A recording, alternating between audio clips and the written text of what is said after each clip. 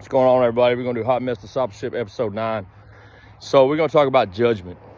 I've heard a lot of people say, man, I ain't trying to go to church because church folks will be judging. Or they'll say, you ask somebody why they did that or why they do this or that. They'll say, man, you ain't supposed to judge me. The Bible says don't judge folks. Well, it kind of does, but there's a part of it that comes right after that statement, right? The Bible says, judge not, lest ye be judged according to the same standard that you judge others. That's a paraphrase, but that's basically what the verse means, right? So as believers, it's our job to hold each other accountable. We're responsible for that. We're responsible for coming alongside other believers and saying, hey man, what's up with this? Why are you doing that? So there's also another reason why people get so bent out of shape when they're like, oh, church folks are so judgy and blah, blah, blah. And I'll admit, they really are. But there's a couple reasons why it seems that way, right? Because when people come into church that haven't been in church in a while, they are hyper aware that they ain't been in church in a while.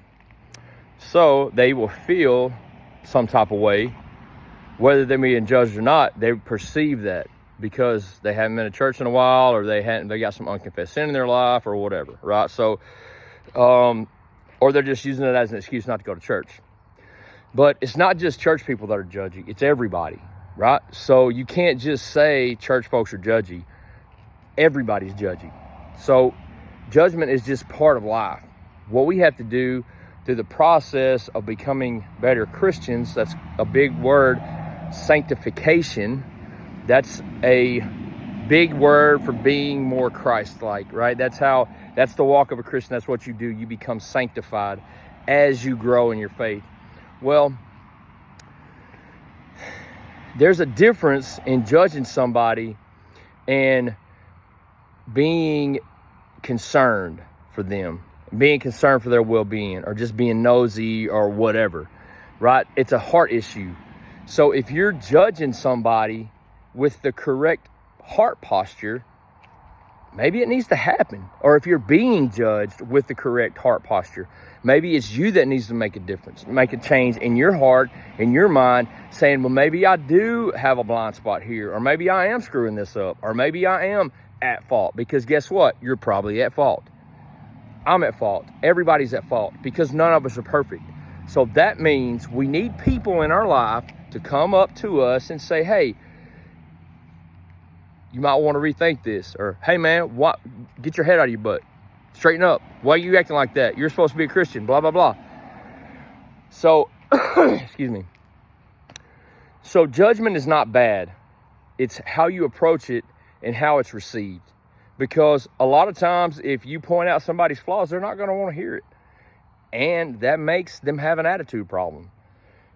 A lot of times, if you're getting your flaws called out, you're not going to want to hear it. And that's going to make you have an attitude problem.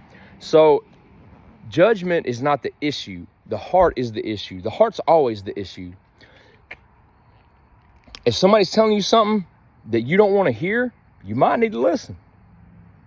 Now, I will say, if they're being a jerk about it, maybe not. Maybe it's their heart issue. But it all comes down to a heart issue. Whether it's the heart of the person that's giving or the heart of the person that's receiving, it's all about heart posture. Because I can go to somebody with the wrong intentions or the wrong heart posture and mess it all up, even if I am saying the right thing.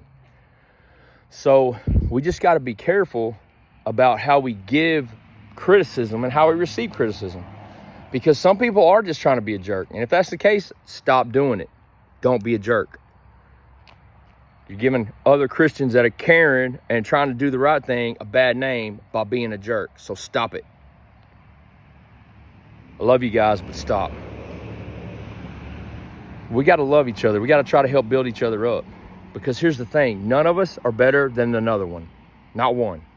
We're all the same. We're all dirty, filthy, rotten sinners in need of grace. We all need Jesus. Every single one of us. So it doesn't matter how good you think you are. You're not good. Nobody's good.